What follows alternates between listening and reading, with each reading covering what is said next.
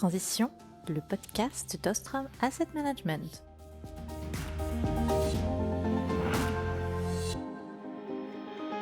Bonjour à tous et bienvenue dans ce nouvel épisode de Transition, le podcast d'Ostrom Asset Management qui explore les transformations économiques, financières et sociétales à l'œuvre, et en particulier celles qui touchent aux enjeux climatiques et à la transition des entreprises.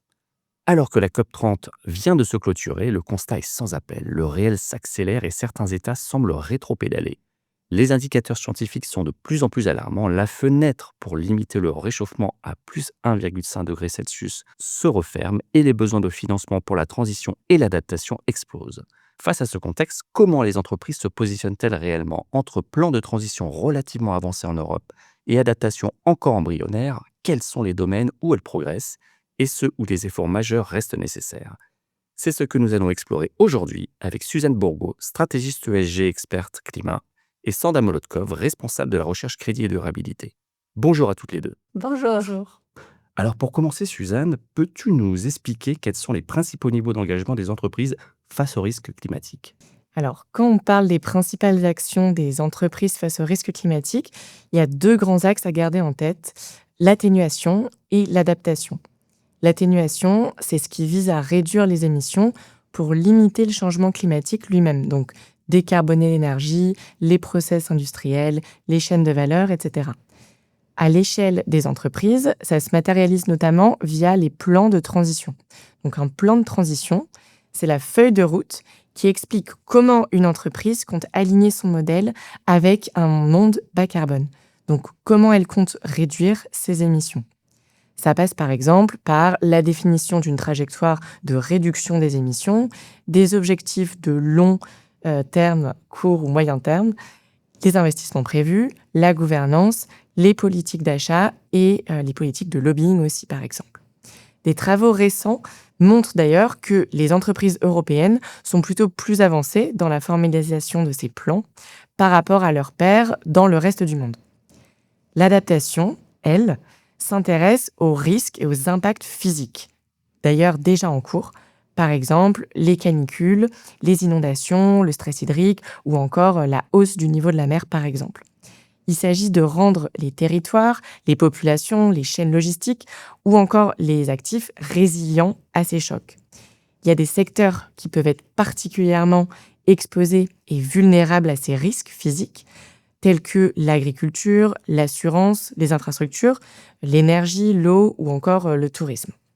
Et aujourd'hui, si on compare les deux, ce sont les plans de transition qui sont les plus développés dans le sens où ceux-ci sont devenus relativement courants, en Europe en tout cas, tandis que l'adaptation reste encore plutôt cantonnée à certains secteurs. Et d'ailleurs, sur ce point, pourquoi ce retard sur l'adaptation ? Parce que l'adaptation repose notamment sur de la donnée et des analyses plus complexes. C'est-à-dire qu'il faut accéder à des données climatiques fines, comprendre l'exposition de chaque site, par exemple, puis traduire cette exposition en vulnérabilité et en perte potentielle. Donc c'est plus incertain, potentiellement cela peut être plus coûteux.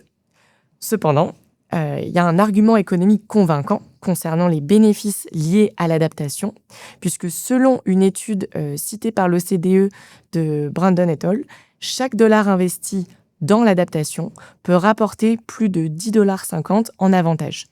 Et ces avantages, ça inclut certes les pertes évitées, mais aussi les bénéfices économiques et les gains sociaux et environnementaux. Donc, par exemple, en termes de santé publique. Et par ailleurs, cette même étude, elle précise que la valeur moyenne des bénéfices économiques et des bénéfices sociaux et environnementaux, elle dépasse souvent la valeur des pertes évitées. Donc, ça indique que la viabilité de nombreux investissements dans l'adaptation ne dépend pas de la survenue de la catastrophe anticipée. Et à l'inverse, la transition bas carbone existe depuis plus longtemps dans les cadres réglementaires, les standards et les attentes des investisseurs, ce qui a aussi poussé les entreprises, notamment européennes, à structurer leur plan de transition avant leur plan d'adaptation.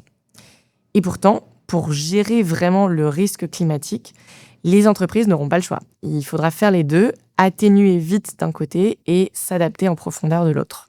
Justement, dans quelle mesure les entreprises du secteur privé ont-elles réellement avancé sur la lutte contre le changement climatique et quels domaines restent insuffisamment adressés ? Quand on regarde l'action climatique du secteur privé, il y a une réalité à 2 vitesses, notamment en Europe. Donc, on observe d'un côté une montée en puissance des engagements, mais dans l'ensemble, les entreprises n'en font toujours pas assez pour aligner leur trajectoire avec les objectifs climatiques mondiaux. Quand on zoome géographiquement, les situations peuvent être assez contrastées. D'un côté, si on regarde les grandes initiatives net zéro internationales, on a observé les derniers mois un ralentissement. Par exemple, avec la Net Zero Banking Alliance, donc l'Alliance bancaire pour le climat, qui a annoncé en octobre dernier l'arrêt de ses activités. En parallèle, on observe aussi que des investisseurs institutionnels, des détenteurs d'actifs européens maintiennent leurs ambitions climat. Et certains détenteurs d'actifs ont réalloué des mandats vers des gestionnaires européens mieux notés en ESG, alors même que certains acteurs américains reculent face aux tensions politiques locales. En effet, nous avons par exemple vu des fonds de pension de l'Europe du Nord, britanniques, néerlandais, suédois, dont le britannique de People Pensions. Ils ont retiré les mandats des asset managers américains justement par manque d'intégration des enjeux climat dans leur stratégie de gestion et ils les ont réalloués à des Européens. Ou parfois, ils ont fait différemment, ils ont juste internalisé la capacité de la gestion d'actifs. Autrement dit, le maintien du rôle de l'UE en tant que leader en matière climatique est plus crucial que jamais. En revanche, si on regarde un état des lieux plus global concernant les investissements climat dans l'UE, l'Institute for Climate Economics, ou I4C, souligne par exemple qu'en 2023, les investissements climat dans l'UE ont atteint 498 milliards d'euros, ce qui est nettement inférieur aux besoins estimés à 842 milliards d'euros par an en moyenne pour atteindre les objectifs climat de l'UE à l'horizon 2030. Donc ça laisse quand même un écart annuel de 344 milliards d'euros. On voit donc que l'Europe, même s'il s'agit de l'une des régions avancées en matière de transition, reste encore loin du compte. En effet, les progrès existent, mais ils restent encore très inégaux, comme tu dis, Suzanne, parmi les secteurs. Sur un échantillon de 500 entreprises, nous avons observé que 2/3, donc la grande majorité, ont conservé leur objectif inchangé depuis 2023. Un peu moins d'un tiers, à peu près 27%, ont renforcé ces engagements, souvent sous l'influence des recommandations de l'initiative Science Based Initiative, ce qu'on appelle SBTI. Et seulement 5% ont diminué ces objectifs. Cependant, c'est intéressant à regarder en fait que les 5% de ces entreprises font partie des secteurs les plus émissifs comme le pétrole et gaz, l'automobile et l'aérospatial. Il est intéressant de noter les raisons pour lesquelles les entreprises abandonnent ou réduisent leurs objectifs climatiques. La plupart d'entre elles ne fournissent pas de raisons. Ça, c'est plutôt inquiétant. Par contre, parmi celles qui fournissent, elles nous semblent valables, ces raisons. Il s'agit d'une part des changements de périmètre suite à des opérations de fusion-acquisition, ou bien aussi un environnement réglementaire pas toujours encore stabilisé et qui n'offre pas la visibilité nécessaire pour permettre aux entreprises de conduire les investissements qui vont ensemble de pair avec ces objectifs de réduction des émissions. Et aussi, un autre point à noter, c'est que toutes les réductions des cibles ne sont pas forcément catastrophiques. On a vu par exemple un constructeur auto qui a changé sa cible des ventes de 100% de ses ventes d'auto de véhicules électriques d'ici 2030. Ils l'ont changé pour donner une fourchette entre 90 et 100% de ses ventes. Ça, par définition, ça ne semble pas aussi catastrophique que ça. Et dans tous les cas, nous voyons dans ces revirements-là une opportunité de démarrer des engagements avec ces entreprises-là, et c'est ce que nous faisons d'ailleurs chez Ostrom également. Et si on revient au volet adaptation, le constat est aussi relativement préoccupant, puisque aujourd'hui, il y a un manque très significatif de préparation. L'Europe, par exemple, est déjà exposée à des risques physiques significatifs, les vagues de chaleur, les sécheresses et aussi les inondations, qui constituent un risque majeur, notamment pour des secteurs critiques tels que l'immobilier, les infrastructures ou encore l'énergie. Malgré cela, les investissements d'adaptation restent faibles aujourd'hui et mal mesurés. I4C, donc l'Institute for Climate Economics, a aussi souligné, par exemple, que l'absence de données standardisées empêche de suivre précisément les flux privés d'adaptation, mais que les efforts actuels sont largement insuffisants au regard des risques croissants. Et hors d'Europe, quelle est la situation? Alors, aux États-Unis, la dynamique climatique du secteur privé est assez contrastée. Les entreprises engagées restent actives, mais comme on le sait, le climat politique polarisé a conduit à des reculs via la pression anti-ESG, par exemple. Par ailleurs, l'adaptation reste sous-financée et fragmentée. En Asie, la situation elle est aussi contrastée. En termes de transition, on observe à la fois que la Chine, par exemple, est le plus gros consommateur énergétique et le plus gros émetteur de gaz à effet de serre, mais c'est aussi le pays qui développe et construit des énergies renouvelables à une vitesse absolument record. Aujourd'hui, la Chine installe plus d'énergies renouvelables que toute autre économie, ce qui suggère qu'une grande économie industrielle peut rester compétitive tout en développant rapidement l'énergie propre. Ça vient aussi avec des challenges, mais on a un exemple. En parallèle, l'Asie fait face à une montée assez conséquente des risques physiques, que ce soit les inondations ou les vagues de chaleur, le stress hydrique, pour n'en citer que quelques-uns, alors même que la région reste très dépendante du charbon. Selon une étude récente du MSCI Institute et du groupe d'investisseurs asiatiques sur le changement climatique, les phénomènes météorologiques extrêmes et les autres risques liés au climat pourraient coûter aux entreprises d'électricité cotées de la région Asie-Pacifique environ 8,4 milliards de dollars par an en dommages matériels et pertes de revenus d'ici 2050. Donc soit une augmentation de 33% par rapport au niveau actuel. Donc si on prend du recul, les entreprises privées ont indéniablement progressé dans leur prise en compte du climat, mais dans l'ensemble, et malgré quelques leaders, surtout européens, elles ne font pas encore leur part en termes d'atténuation et d'adaptation. Alors, si on s'intéresse à un secteur en particulier pour lequel le climat est un sujet clé, le secteur de l'assurance, et je rappelle d'ailleurs qu'Ostromem est le premier gérant assurantiel européen pour compte de tiers, eh bien, comment les assureurs se retrouvent-ils en première ligne face à la multiplication des événements extrêmes? Le changement climatique et les risques physiques associés constituent probablement le principal moteur de transformation du secteur assurantiel dans les années à venir. Selon Sigma Re, qui est le pôle de recherche du réassureur Swiss Re, 2024 a été la 5e année consécutive où les catastrophes naturelles ont généré plus de 100 milliards de dollars de pertes assurées. Il faut faire la distinction entre les pertes assurées et les pertes économiques qui sont toujours beaucoup plus importantes. Les événements de sévérité moyenne ont augmenté de 7,5% par an depuis 1994 et au sein de ces événements, les tempêtes extrêmes sont les plus destructrices. 85% sont originaires aux États-Unis, mais leur croissance est désormais la plus rapide en Europe. En 2024, l'Europe a vécu la 2e année la plus coûteuse avec 10 milliards d'euros de pertes assurées. Et ce n'est pas fini. Début 2025, les pertes assurées déjà enregistrées s'élevaient à 145 milliards de dollars, au-dessus de la moyenne des 5 dernières années. Donc, Sandra, qu'est-ce que cela signifie concrètement? Nous avons certainement changé de paradigme au regard de l'occurrence des catastrophes naturelles. Nous sommes passés d'un monde où on avait plusieurs années bénignes et interrompues tous les 6-7 ans par des catastrophes majeures, comme l'ouragan Katrina en Floride en 2005, dont vous vous rappelez certainement. Et pour les assureurs? Dans beaucoup de cas, les assureurs ont réagi à l'augmentation des pertes en augmentant les primes, en resserrant les conditions générales de leur police, en limitant la couverture ou, dans certaines régions, comme par exemple l'État de Californie aux États-Unis, en se retirant complètement de ces marchés. En résumé, étant donné que le monde n'est pas en voie d'atteindre l'objectif de 1,5 degré Celsius, et compte tenu du vieillissement des infrastructures et de la croissance démographique dans les zones à haut risque, les répercussions économiques et financières des phénomènes météorologiques extrêmes risquent de s'intensifier. En conséquence, l'accent mis sur l'adaptation devrait se renforcer et les assureurs sont en tête de pont pour accompagner cette démarche. Alors, Sandra, ça, c'est un constat, mais quelles sont les opportunités pour les assureurs? 2 éléments clés. Un rôle d'accompagnement de leurs clients qui se transforment en des opportunités commerciales et un rôle de facilitateur de la transition. Commençons avec les opportunités commerciales. Les risques physiques ont des répercussions commerciales sur les assureurs IARD et les réassureurs.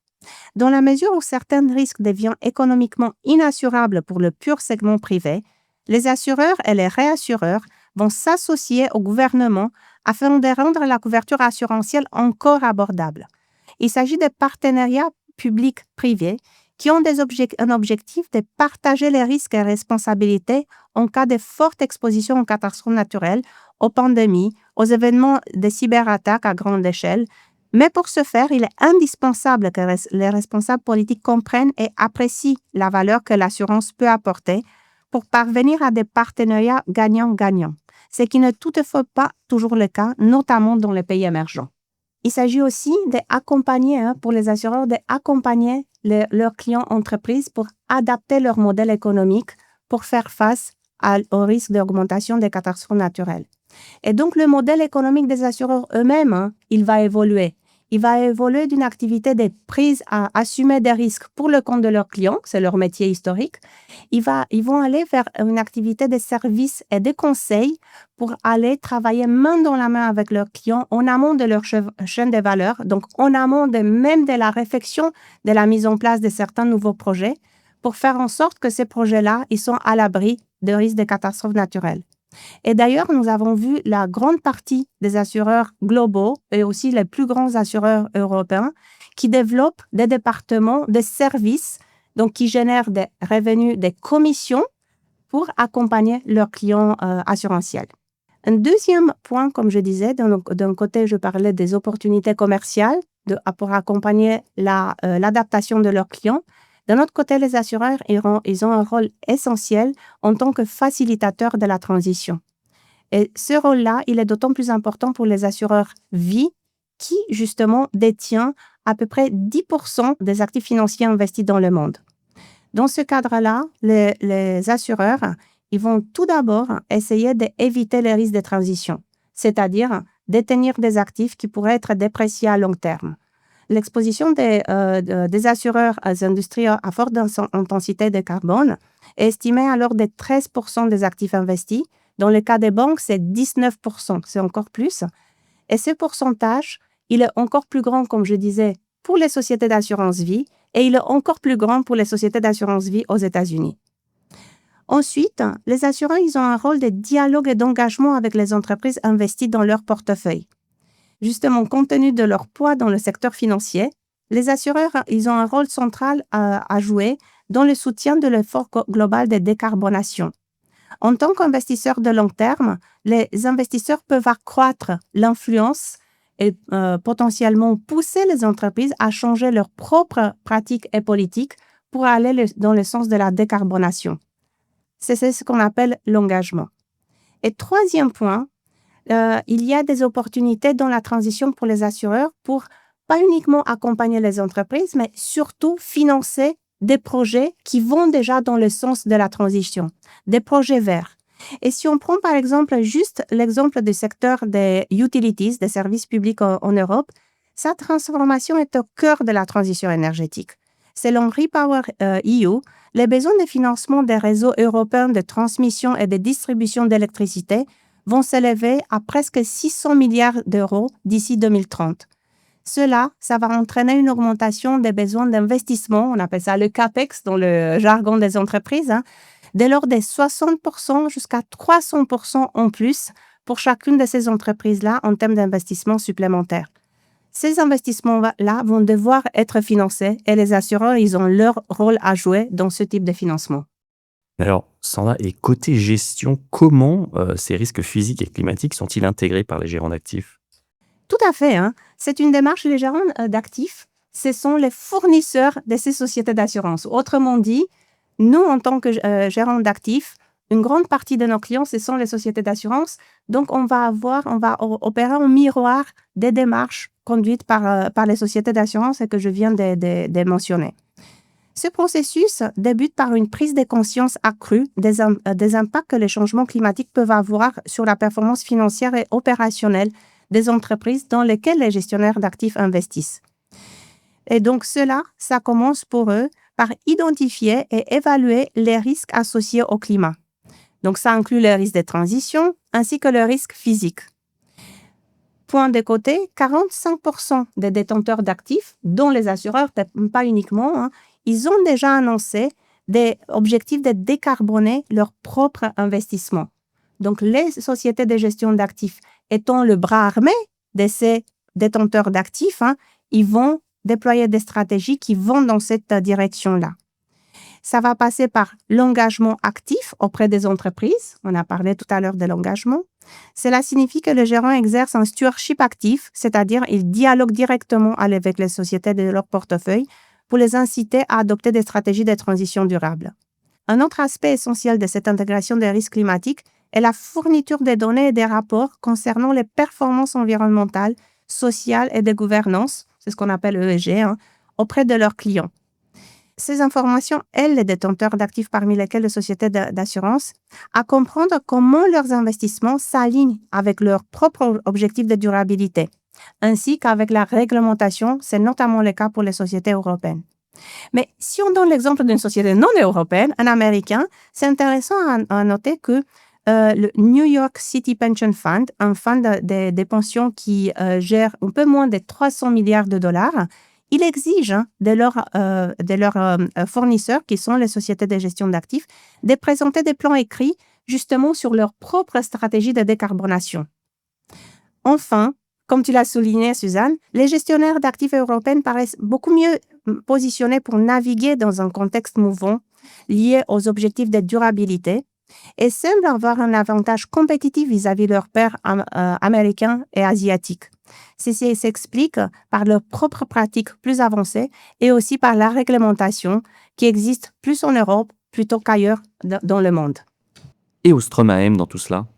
Pour parler de nous, Ostrom AM s'inscrit parfaitement dans cette dynamique. Premièrement, nous connaissons les entreprises dans lesquelles nous investissons pour le compte de nos clients et la compréhension des enjeux de durabilité fait partie intégrante de notre analyse fondamentale. En particulier, la compréhension des enjeux climatiques nous permet de voir les risques associés à la transformation du modèle économique des entreprises, la capacité de financement des investissements associés, mais aussi d'identifier et accompagner les champions de la transition de demain. Également, en tant que gérant d'actifs pour clients institutionnels, nous accompagnons nos clients dans la mise en place de leur propre politique durable et climatique. Et pour ceux qui n'en ont pas, nous les accompagnons grâce à notre propre démarche. Elle s'étend de l'exclusion de certaines entreprises et secteurs et jusqu'à la démarche de dialogue et d'engagement pour influencer leurs pratiques. Alors, ce que nous montrent les analyses de Suzanne et Sanda, c'est que beaucoup de choses sont en marche. Les entreprises progressent, les investisseurs et en particulier les assureurs structurent de plus en plus leur stratégie autour du climat et la pression du réel, c'est-à-dire l'accélération des impacts, agit désormais comme un puissant moteur. Merci à toutes les deux pour cet échange. Merci. Merci. Merci à toutes et à tous qui nous écoutez. Vous pouvez retrouver cet épisode et les épisodes précédents du podcast sur toutes les plateformes et sur le site d'Ostrom AM. À très vite pour un nouvel épisode de Transition.